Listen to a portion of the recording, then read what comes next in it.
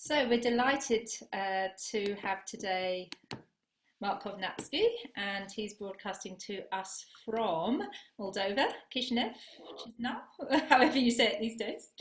And he's fresh. Exactly, yes, that's right.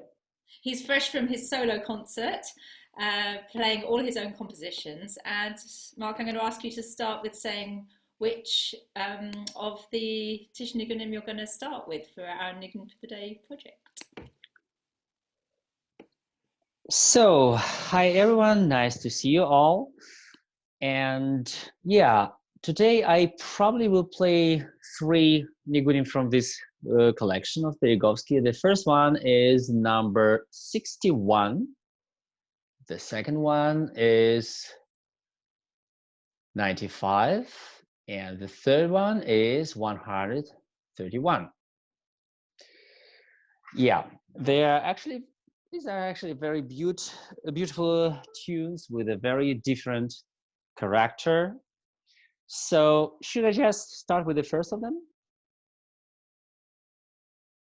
Do start, and then you can tell us a bit about them afterwards, and maybe a bit about you and your Klezmer journey and your experience with Nigunim as well. We can ask you questions, perhaps, if people put them in the chat. Sure, yeah, for sure.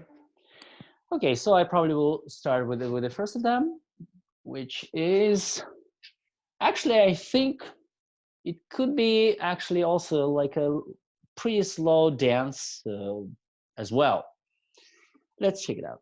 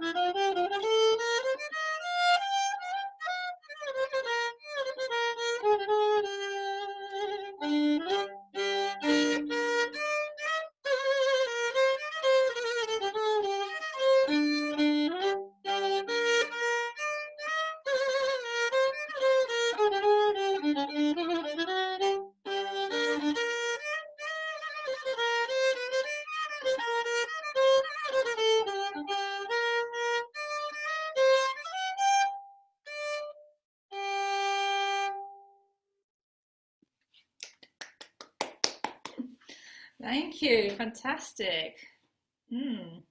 Always nice to discover something new for myself. I mean, thanks a lot, Ilana. First of all, for inviting all of us to this project and to set it up. Because actually, without you, I probably will never get attention to these tunes. Probably, maybe I could just miss it because I never saw this exactly these tunes before.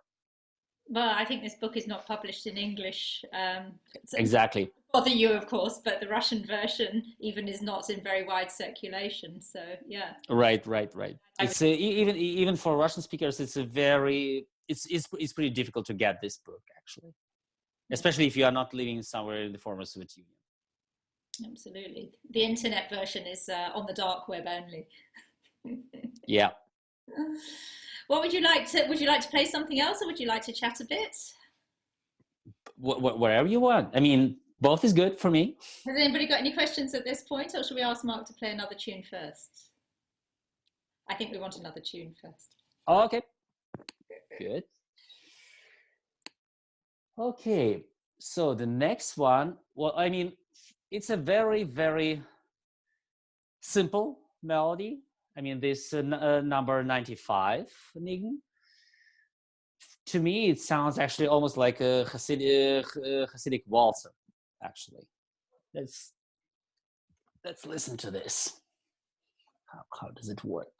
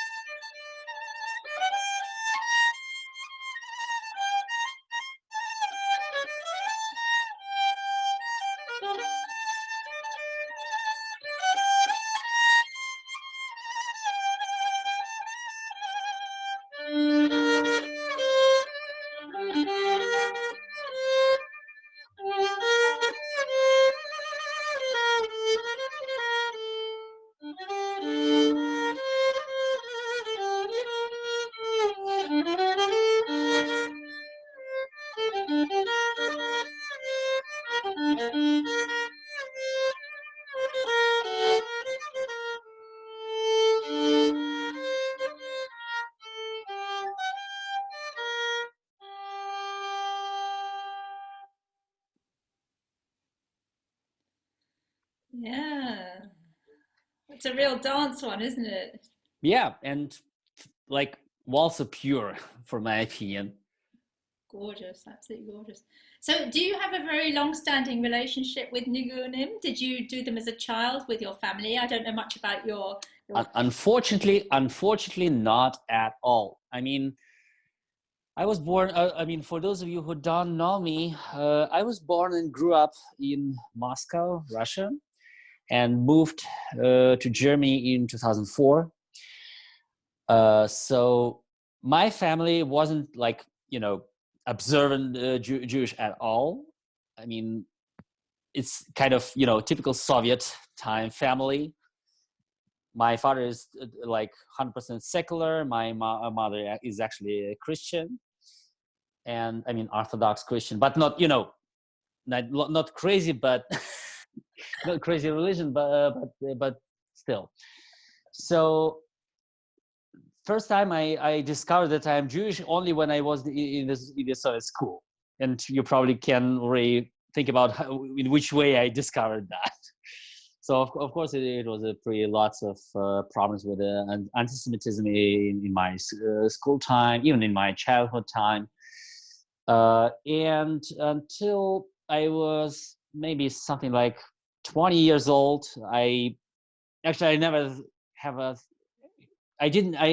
thought about if I'm Jewish and what does it mean to be Jewish to me, and do I know anything about Jewish or especially Yiddish culture, until I just in 2002, I guess I become a member of one international Jewish student organization called Hillel, and through in that time period, I got like a really lot of interest and appetite for my Jewishness, I mean, for my Jewry, and I started to discover, like, to find out everything I missed before.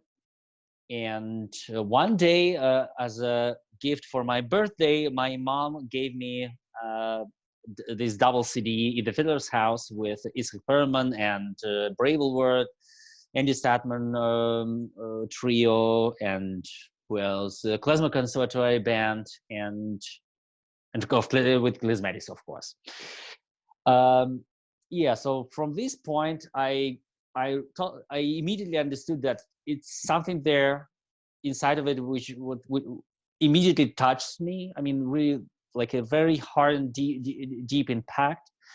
And since that time, I started to play this music. At that time, only for myself. I created my own group in Moscow much later, like maybe actually almost like a year later.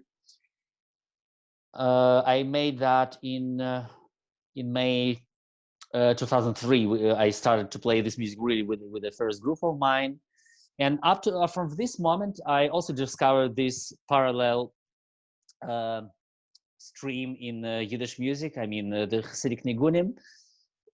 And I was really, I mean, I was really inspired by this music, and I always wanted to play it and discover it deeper and deeper. And I also had a pretty big, lots of connections with the Hasidic community in Moscow at that time, and I also tried to find out as much as I could about this repertoire. The problem is only that there are almost exclusively Chabad Hasidim. So, for example, there in Moscow there are no communities like Satmar, Bobover, or something like that. So with this a little bit different repertoire, so I just had to live with what I had at that time. And later, I even started to compose also the Hasidic music, not only instrumental music, klezmer music, but also the Hasidic music. And I also performed one of these tunes last Sunday.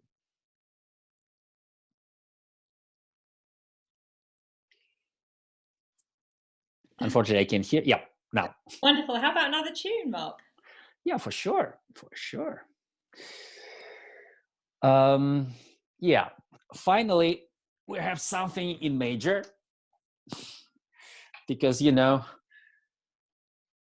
there's always this cliche that Yiddish music is always very sad and it's only in minor, etc. And even if it's in major, it sounds more like a minor. So when I found this tune, I thought like, well, pretty good one to destroy this cliche. So it's Nigana number 131.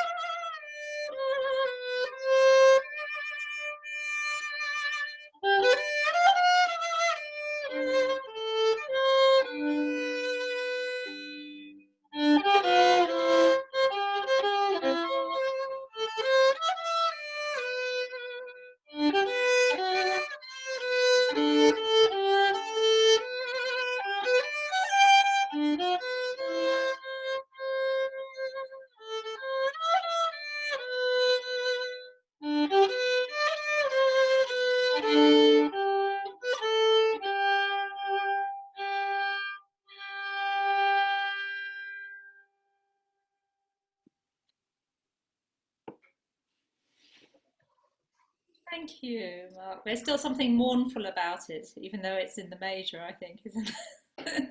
Exactly. Very slightly.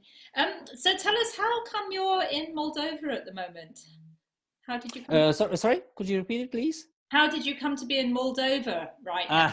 Ah, well, uh, actually, I am living in Hamburg in Germany, but my wife still live in Moldova yet. So we are working with that to move to move channel also to Germany to bring the channel to Germany. But for now we are living like in two different countries, and we just came back from our tour in Japan in February, and shortly after that we just found out that Moldova is about to close the borders. I mean the air borders between Moldova and European Union. And because Shani was before almost 3 months in Germany with me, that means that she can't enter Germany for the next 3 months. And we just found out, well, because we have no idea how long it should be. I mean, with this lockdown and with these closed borders, it will be much, much better for both of us if we will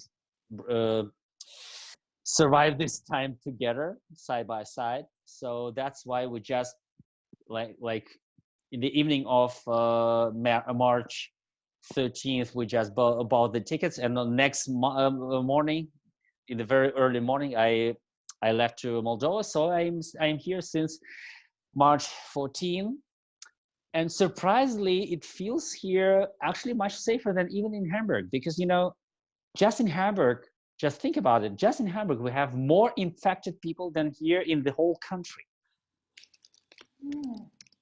I mean, of course there are lots of, unfortunately I have to say it, there are really lots of stupid people who even now didn't really get what's going on, and they just, okay, it's just something like, it's just the government who wants to lock us at home, Enough with the politics already. Exactly. Where you're coming from, but you have yeah. You've managed to take advantage of being in where you are. So didn't you use the piano in the main hall in the city? Well, yeah. For this concert I gave last Sunday, and by the way, if you want, you can check it out on my Facebook page.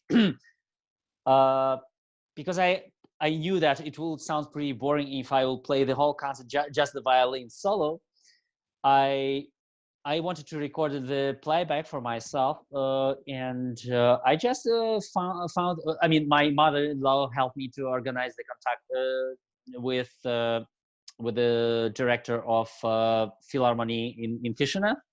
So they let me inside. So in the small hall, I mean, they have two halls, big and small one, and they allowed me to use the grand piano there in this hall. So and I'm very, very grateful for that. And the rest, I mean, the second violins, etc., I recorded just by myself at home here.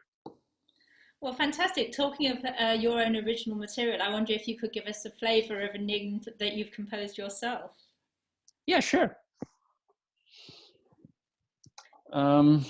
A little bit about the background, how you came to produce this particular tune, or if there is any. Well, I just thinking about what exactly nign I would like to play, because there are two beautiful nigunim. I mean, slow nigunim I composed, but I'm not sure that it will sound like really exactly how it should be without the piano accompaniment. And I wrote another one like a Satmar dance nign, which is actually simpler, but this typical wedding dance nign in Satmar style. And correct me if I'm wrong, I probably played already the one of them during our very first Zoom meeting, right? I mean, never hear these things too often, Mark. If you don't remember, okay. Nobody else will either. Okay, so I probably will play one of these slow nigunim, and if you want, you can check the rest. I mean, the other two are on this video of my live concert. So I composed this nign in 2009, and Yeah, the name of this Snigun is it's a shading Snigun, and till last year I was like considering this Snigun as my best work till now, and until I composed a new one, especially for Shandel, also called Shandel Snigun. But Shandel Snigun is really like a tune which works mostly if it's violin and piano. So I probably will play this first one. It's a shading Snigun for you.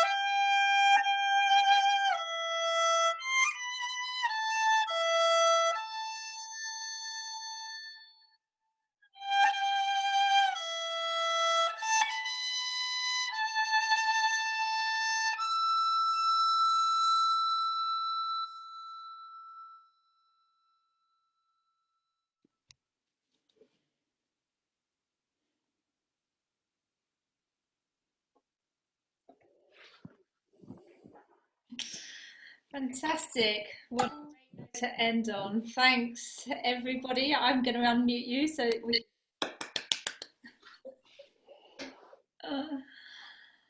Is Schweigersnicken Sabbatnicken? Was it a Schweigersnicken? Not really. It's something, on the border. It's not really a Dweikersnigen because it's mostly, if we're speaking about the Dweikersnigen, they mostly have almost no rhythm, or it's like a very, very free. And this one has a very structured rhythm structure here. Do you want to just translate what Vegas is? For the people. You mean Zerscheidungs or Dweikus? That's the first one. Zerscheidungs, it's like separation. To be in the to be in the different countries, long distance relationship, all that stuff. This is very appropriate for now. Indeed. Thanks for the question. Anybody else got any questions at this point? We've got a couple of minutes left. Okay, well, I'm going to. Can I play another Beregovski tune? I think we've probably got time for one more. Please go ahead. In the case he has to leave because we've gone over a little bit, I just want to tell you that tomorrow we have your old landsman, Monsieur Kramtsov, who will be broadcasting from St. Petersburg. Woo! And I think it'll be an hour later than this one. It's hard to keep track of. Are you sure? Because we have at the same time with Moscow here. Oh, okay. I think I got it right on the invitation. So you can check out here. They have. I've got all the information about all the different players up there. So and some background about the project too. Yeah, don't miss it. Mitya is a fantastic violin player. He really is. As so many people in this 35 fiddler project. I mean, it's so great just to be able to curate this. It's so exciting. Okay, enough. Please introduce your next piece. Well, it's Dobra Noc. I played mostly with Alan Byrne. Unfortunately, he wanted to tell me the number of this tune, but he had really lots of things to do now, so probably he just maybe he just forgot to do that. Well, it's a Dobranoc or Sei gesund tune, also from a Beregovski collection.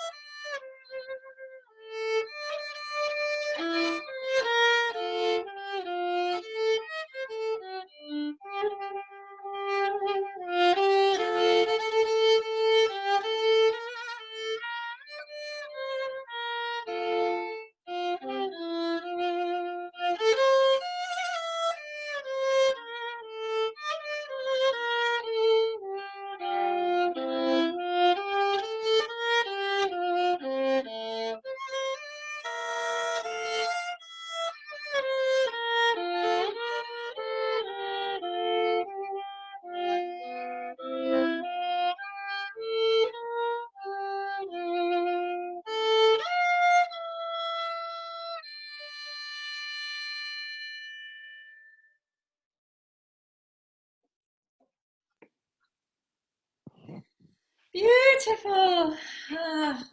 The trouble with Thank you these so much. us fiddlers is we're just getting warmed up after about half an hour, and we just don't want to stop. So that's It's always so, yeah. it's an incentive for us to go away and record our individual tunes for the project, and for you to also go online and find the rest of the tunes from the series. Mark's going to be recording each of those Nigunim in high quality, high definition in his flat there in Moldova. And we look forward to seeing everybody again tomorrow. So thank you all for coming along today, and thanks again, Mark Kovnatskiy. Thank you, guys. Oh, I'll just do a gallery view just to end with, so we can see everybody. Oh, none of them want pictures. Okay, thanks. Bye.